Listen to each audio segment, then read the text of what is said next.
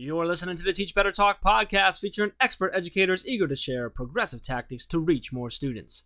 Teach Better Talk is created by teachers and fueled by passion. Let's get started.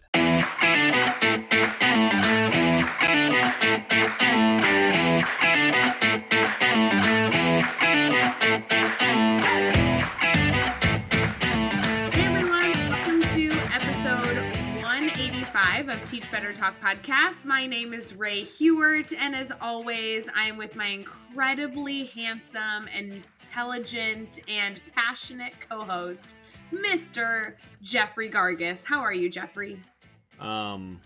Confused, worried, very suspicious. I think all those are fair. I'm sorry. Where that intro came from. Either you're reading that from someone else or you're setting me up for something. Either way, I don't trust you right now. Well, there's been a lot of instances over the past few weeks that I've been giving you things that I need done, like as if I was your boss and giving you a to-do list. And I know you're having a really tough night with recording because, the whole Wi-Fi thing not being a thing. So we're just going to go with really nice compliments for you today so I don't get in trouble right before you leave on vacation. I appreciate that. Yeah, it has been we do a lot. If you're listening, you might know that most Mondays we do 3 recordings, sometimes more. And tonight it's just been tech issue after tech issue. I don't know why. It's crazy. Yeah, it's crazy. And a lot of times when we have a tech issue, like usually I know how to fix it.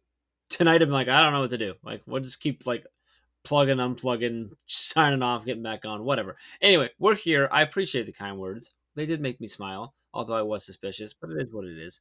I want to get into this episode, but beforehand, I want to talk about, we've got some, this is coming out on right at the end of June.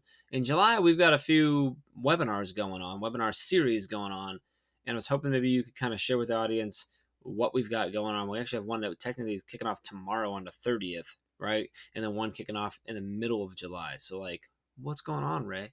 Yeah, no, the Teach Better team is just constantly trying to provide professional development. And usually, you all know, we do it in person by partnering with districts. But more than ever, our audience has been advocating for training that's separate from school district partnerships. And due to COVID, we are still running a lot of things virtually. And so we've been trying to see the positive in the silver lining of all of this. And so we are launching all these webinars, and we've had so much success in June that we've been trying to listen to our audience, and we have some great ideas for July.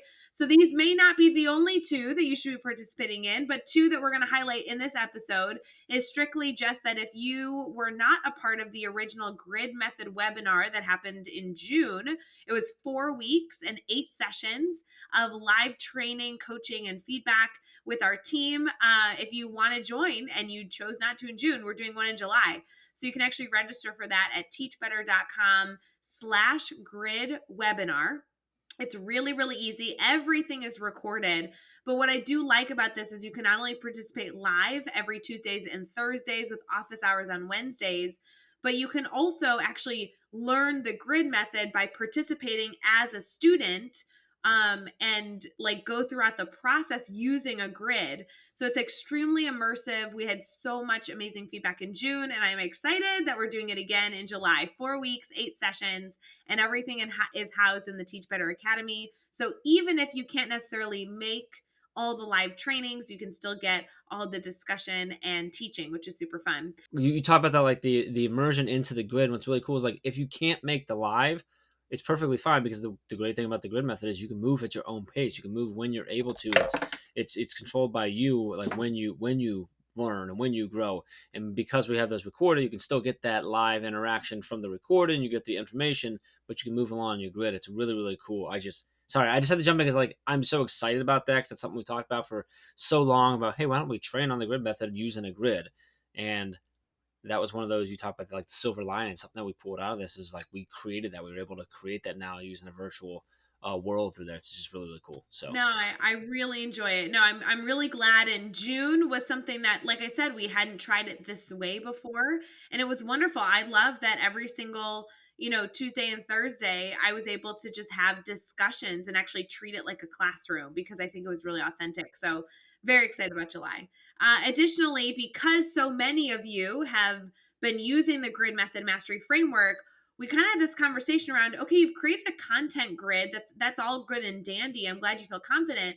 But how do you actually roll it out in August? So we're actually hosting a 2-week, 4-session introduction grid creation course webinar that will be really, really beneficial if you're looking to roll out this mastery framework or some sort of equivalent of a self-paced classroom, especially if you're going to be using any sort of virtual or blended learning setting.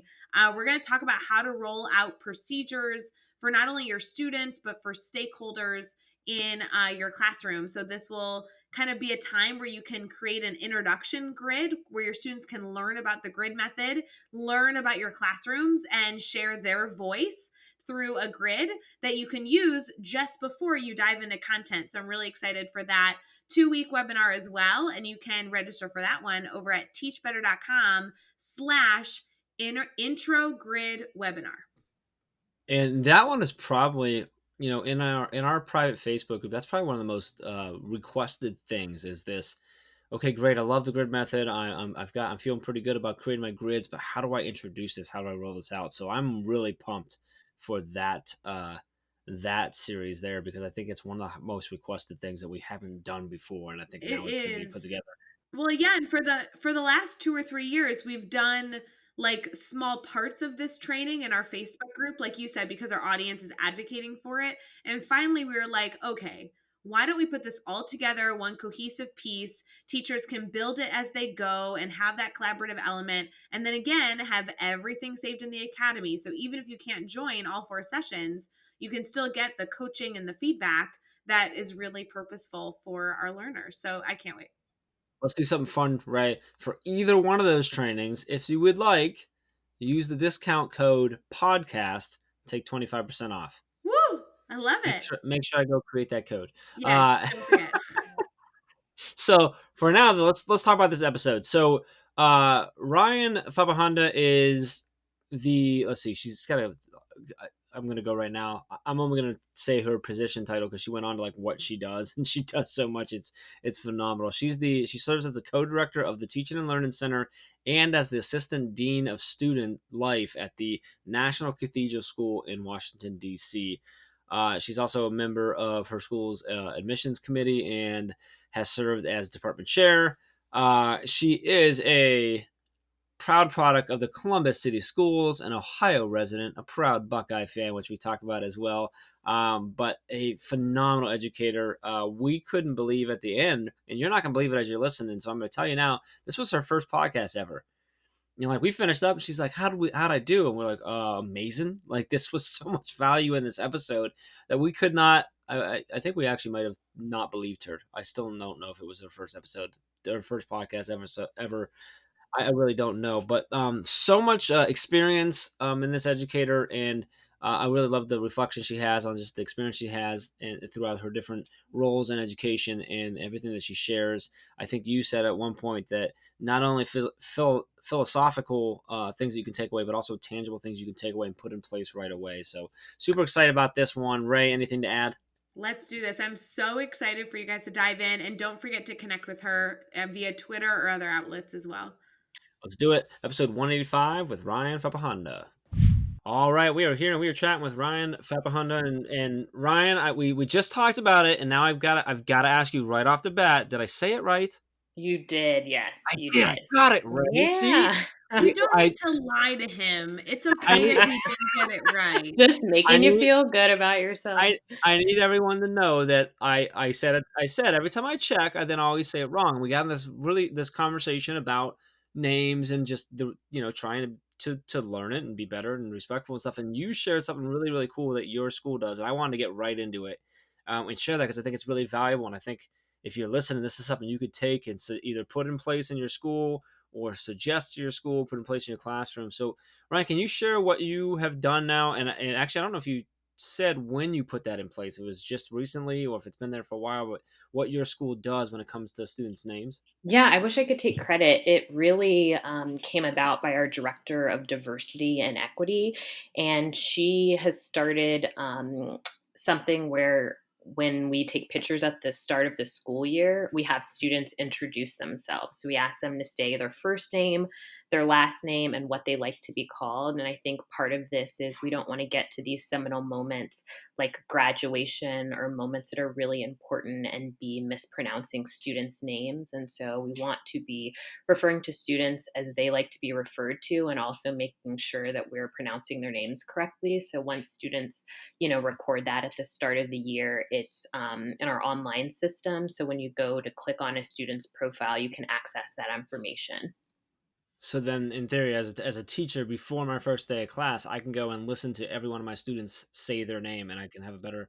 I'm ready to not only pronounce their name correctly, so that I don't offend anyone, but also know what they want to be called, and know the name that they want to be referred to by. I think that's just really really cool. I think it's just another step of connecting with our students from day one and making sure they know that we put that we care about them and that we put that time in. I think that's really really cool that you guys are doing that. So. Well, Ryan, I know we kind of jumped all the way in, but I'm going to take a few steps back because our listeners, while I'm confident, are already enthralled in everything that you're going to share, don't know anything about you if they're not connected to you. So I want to make sure we take a step back and have you kind of tell us a little bit about yourself and how you answer that age old question of what you do. Yeah. So I work at an all girls school in Washington, D.C. called National Cathedral School. And I currently serve as the co director of the Teaching and Learning Center and assistant dean of student life. And so, what that means, kind of within my school community, is that my co director of teaching and learning position, I oversee student support services and initiatives for students in our high school program. And that can be anything around like academic skill support. Also, part of that job is supporting teachers and professional development. And so there's kind of a range of things that we do within the department. We also support students with learning differences. And then through my dean work, I work to enhance the student life experience for students at school. So, really trying to ensure that school is as fun as possible, that they're engaged in community activities, that we're creating leadership opportunities. And so it's a really good balance. And I really enjoy both of those jobs together. Wow. So essentially, right, she doesn't have anything to do all day, is what it Pretty sounds like. much. I Wow. just sit Jeez. around hanging You out. you got a lot going on there. Well, All she right, that's practices how to say her last name, that no, just over get and out of here. over. We're past this. Come on now. That wow, you got a lot going on. That's great. I actually did not realize it was an all girls school. Yeah. Uh, have you spent your whole career there? Have you been in different? Have you gone from co-ed schools to then the all girls? Have you always been in an all girls school? Like, what's sort of your I've kind pathway of to get been, there? like, all over the place. So, like, after undergrad, I was in Chicago working at a charter school. I moved back to Ohio. I worked at another charter school. I've worked at suburban public schools. I worked at another private independent school that was progressive and co-ed, and now at National Cathedral School. So this is my first school that is single sex. So my first all girls school, my second private or independent school. But before that, regular public schools, charter schools. I worked at a community college. So I kind of have, I jumped around quite a bit. Yeah, no kidding. You said back to Ohio. Are you originally from Ohio? Yeah, born and Where raised at? in Columbus. Oh, in Oh, I'm up in Akron. yeah, I love Columbus. Like, die Oh, yes. hard Buckeye fan, Oh, like look at that. anything about Ohio, it's all me. OSU, did you go to OSU or did you go out of state? No, I actually went to the University of Dayton, so, like, Oh, 45 yeah, minutes away Dayton, from yeah. Oh, Columbus. yeah, I Flyers. love Dayton. I got family down, that's a beautiful school. Yeah, and we had exceptional basketball year this year too, so Yeah. Ryan, I just want to confirm, like, I think it's so cute that you have an Ohio connection with Oh, get Jeff, out of here. but I grew up in the Chicagoland area. I think you should be team Ray all the way, even though you have a connection with Jeff with Ohio. Like, don't let that sway you. We're Listen, still only 5 minutes into the episode. Right. Ray, just hold on for a second. Ryan, OH. IO. Ugh. Ray, you can't do that, therefore, hashtag Team Jeff. It's over. Just move on, move on. It's done. But I didn't. Ryan, That wasn't practice. I didn't have to do anything. I didn't text her. It's just an Ohio thing that you don't get. All right, Illinois. I'm just saying that you guys have been up for hours practicing that little chant, just like you were practicing how to say her name. Oh And man. Ryan and I are BFFs. We text, we're like this. I'm crossing my fingers. We're like this, okay? Just saying. Oh man. Ryan, you wouldn't be having to look to like get into podcasting or anything, would you? Looking for a anyway, so all right, so I love that I asked the question to follow up for, and you took us through everything that all the different schools you've been at and different experiences. Because now I'm really excited for this question about failure and the challenge because you've had so many different roles and spots that you've been in. Um, so can you take us and kind of share a story with us about a time you've had a failure or a challenge that you've had to overcome? Share with us what happened, how did you overcome that, and then what did you take away from that experience? Yeah, I guess I don't have one particular incident in mind as much as I do just kind of this broad idea. I remember my grandma used to say I was the jack of all trades and master of none. And I think, like she said that, and I think I still kind of approach things that way in the sense that my first inclination in a lot of situations is to just try to do everything. So if somebody presents me with a problem and says, "Hey, we're having this dance, we really want to expand it and invite more students from other schools. But hey, I also have this question about the Teaching and Learning Center and how can we embed more study skills in our curriculum?" And people, I think, often come at you with a lot of different questions. And I think I'm often moved to just jump in and answer or problem solve all of them. And I think that can be problematic in the sense that if you don't stop and kind of take a step back and have like a macro view and think about and prioritize like what issues are of the greatest priority. Do I have the bandwidth to take on all these things? Should I be leading the solution to all of these things? And kind of like what questions should I be asking as I determine the answers to some of these questions? And I think moments in which I've experienced failure, I think I tried to do too many things at once. And so I found myself saying yes to everything. Like, yes, I'll take on this program. Yes, I'll answer and find a solution to this problem. And I think when you're doing a lot of things, again, you're spreading yourself thin, but I also think you prevent yourself from being able to go deeper with solutions. And so I think that's one thing that I would say is I've seen different places in my career where I wish that I would have just taken a step back and really prioritized and really thought through what makes the most sense for me to be doing at this time. Totally get that. Great advice because it is, when you're passionate about what you do and you want to learn more, you want to do things. It can be really easy to just always try and take it on yourself and always try to run with it because you want to be part of it, you want to help, you want to take it on. But that I love that you said, that macro view is stepping back and saying, well, wait a minute, is can I possibly do all of this, or what do I need to prioritize? Because otherwise, nothing's going to get fully done, or nothing's going to be done to the best of my ability. And I think that's a really important. That's something that I struggle with still every day. Ray will tell you. So I love that. Let's flip it now. Let's talk about a successful moment. This could be something big or something small, but tell us what happened. Why was it a success for you? And then what'd you take away from that experience? Right. Yeah, I mean, I think when I think about like professional development and I think anywhere that you work, they constantly want you to be like evaluating yourself and creating goals um, and attending conferences and doing these things. And I think sometimes you go to a great conference and it's great, and then you come back and you're like, but how do I apply what I learned? And so I think one of the times where I've really demonstrated success was last summer.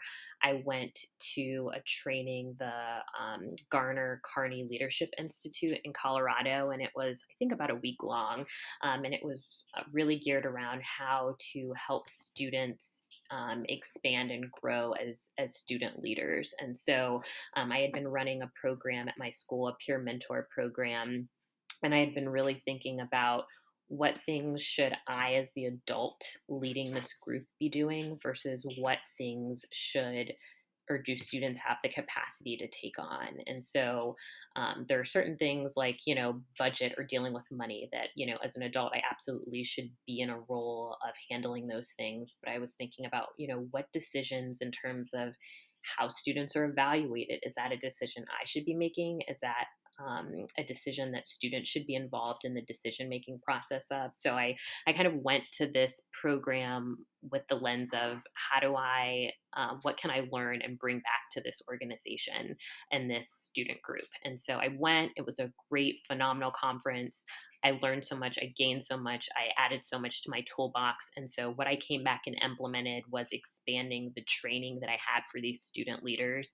So just to back up for a second, the Peer Mentor program is a program where we have juniors and seniors mentoring ninth and 10th graders in academic skills. So study skills, time management, organization, just kind of this overarching how, when you're entering our upper school or high school program, what skills do you need to be successful? And I think it's really important that the program be student driven, because as much as I know these things and these strategies, the students are the ones that have gone through the courses and really know the curriculum firsthand. And so I came back and really expanded the training that we had for students. So I kind of formalized the curriculum to include more relationship building. So helping students think about, if I'm going to support a student, I probably need to get to know that student. And this relationship may not be organic in the same way that it is if I'm on a lacrosse team with a student. I formalized the curriculum around relationship building. I had someone come in and teach them very explicitly different academic skills.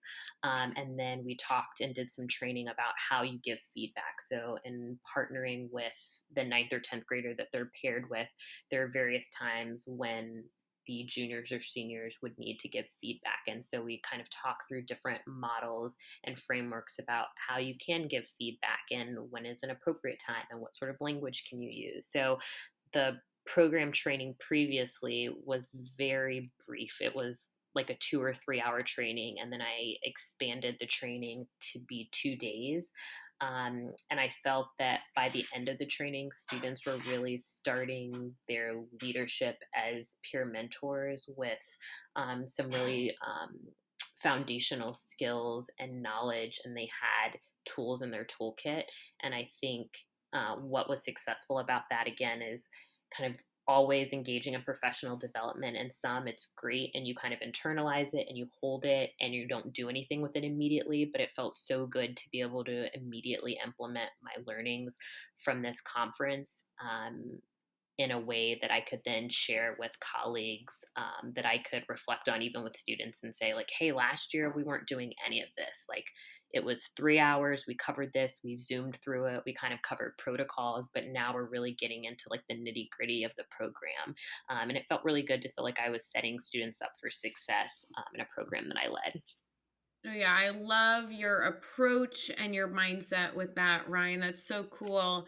With everything going on in your world that you've been able to facilitate and get student input on, what's really keeping you excited about the work that you're doing right now and everything that you're involved in?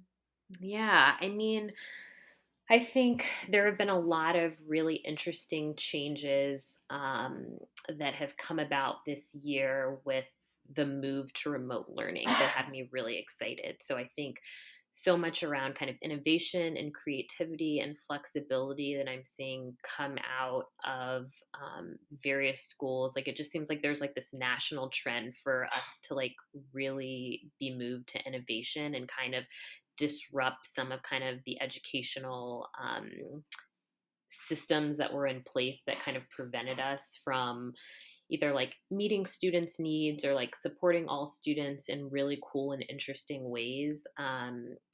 How we assess students, how we are giving students feedback, really focusing on like depth and like skill development over like content, are a lot of the things that I've seen come out just from kind of attending webinars and following people on Twitter and reading articles on remote learning, it just seems like there's this really big national shift to really put students at the center, which we should be doing, and many of us are. But I think even now we're being pushed in different ways. And I think too, to like prioritize students like mental health. So I just think this disruption of COVID, yes, it is, awful. And, there's um, so much that has disrupted our schools and communities, and students have been impacted by not being able to have prom and graduation and events that are really important to them. But I also think that this disruption has really brought about some positive things in education that I'm looking forward to seeing how they continue to grow or manifest like in the fall. I think is something that I'm interested to see. Yeah, absolutely. I couldn't agree more. And there's been so much conversation recently, at least in my little bubble, about how we can facilitate that reflection. I love that you're focusing on that. If you had one piece of advice for an educator, and sometimes we say a new educator, but at this point, it's really for any educator, right? Whether we're heading back in August or we're going to be in a virtual setting or some sort of blended, what piece of advice do you think educators need to hear to come back stronger than ever, after this pandemic? Yeah, I think very much not to reinvent the wheel. So, like, don't feel the need to like create something new. I think new teachers and even seasoned educators really should seek out like models and blueprints from established educators and schools and programs and adapt them to fit their classroom, their school, their community. Because I think one thing also that I'm seeing come out of this that has been really great is like just collaboration. So like there's no longer I feel like this need for like one school to like be more competitive or set themselves apart from another. It's like, okay, we're all in this together. I'm doing this really cool thing at my school. Here's this organizational tool, take it. Or, hey, I found this book or program or system that works. Let's share it. And so I think the more that teachers can reach out to other educators and say, hey, I'm really looking for a system for X, Y, and Z, or hey, I'm really looking for a way that I can digitize X, Y, and Z, or how I can assess using this tool. Can someone help me? And just kind of use things that are already existing, and then kind of go from there and personalize it. Hmm. Great advice. I think that's important for I like what you said, like any teacher to hear right now, especially going in and we're trying to figure out what's it gonna look like, what do I need to do, but finding something that's established that works and finding it to fit your, like you said, your community, your classroom, your style, I think is really important. Um, Loving this. Tons of value in this episode already. So now I'm looking. We're gonna have a little bit of fun. Not that we haven't had fun already, but we're gonna have like More like fun, more fun. we're allowed to have specific fun right now. Is what I'm saying. I don't know. At this point, I think we're having enough fun, but we're gonna have more fun here. These next 6 questions we're gonna go through. Your goal is to answer each one in 15 seconds or less. Oh, You ready? okay. Yeah. All right. Question one: what is one ed tech tool you cannot live without? MOOCs, massive open online courses. Give us a book you're reading right now. Yeah, How Schools Work by Arnie Duncan. And who do you need to follow on Twitter or Instagram or social media today? Yeah, Glenn Whitman from the Center for Transformational Teaching at St. Andrews. And then Nicole Furlong from Klingenstein program at Columbia are two people that I'm following right now. What's a good YouTube channel or website for educators? That is a good question. I don't know that I have one in particular. I kind of just randomly search things on YouTube and um, think about how I can adapt them to like my work. So like I'll just search somebody that I think is like really interesting and cool, whether they're an educator or not, and then think about how I can apply it. Ooh, I like that. That's a good answer. Give us a daily, weekly, or monthly routine every teacher should get into. Yeah, I think daily, um, thinking about something kind that you can do for someone else. So like reflecting on like what is something I can do today to make a difference in the life of my student, or faculty, or just someone that you interact with daily. Um, I think weekly, thinking about how you can engage with professional learning. So, reading an article, watching a video, listening to a podcast episode, but something that you do that extends your kind of professional thinking. And then maybe monthly, I would say connecting with other educators, whether it's formally or like in an informal capacity, to just, stay abreast to trends in education, and know what you should be thinking about, what relates to your professional work, or what other folks are doing in their learning communities. And what is the best piece of advice you've ever received? When you know better, you do better. Ugh, Ooh, my favorite. love it. I love that one, Ryan. So on the head. When you know better, you do better. So important. It's funny though. I keep telling Ray how to be better, and she's not listening. She's Oh, not doing it. stop it. Didn't they get She's- enough, Jeff and Ray this episode? Like, let's be honest. We know That's Ryan true. is Team That's Ray, and true. it's no big deal. You don't have to be so jealous. Ryan, I do want to make sure that everybody gets connected with you. I'm hoping this is only the beginning of the many, many, many conversations that educators around the country are going to have with the work that you're doing. Would you mind sharing with them how people can stay connected? Yeah, I'm on Twitter. My name Ryann Fapohunda. I think it's Fapohunda Ryan actually is like my Twitter handle. I'm on Facebook, and I have email. So yeah, people can reach me any of those ways. And you can find all the links and resources and everything we talked about in this episode over at teachbetter.com, as well as those really important links for connecting with Ryan and keep the conversation going. So make sure you head over and check out the show notes over there at teachbetter.com. Be sure to hit subscribe so you don't miss any upcoming episodes. And if you can give us a rating and a review, we'd really appreciate that as well. Let's keep taking this one step further. Think of just 3 of your colleagues who need to hear these amazing stories and connect with these amazing educators, and just share this podcast with them. Ryan, this was awesome episode. I'm super excited that you were able to come on with us. I'm really pumped for everyone to listen to this and hopefully connect with you and continue to learn from you. But really appreciate you taking some time to chat with us, have some fun with us. We just really, really appreciate it. Thank you. Yeah, it's been a pleasure. Thanks for having me. And until next time, let's get out there and let's teach better.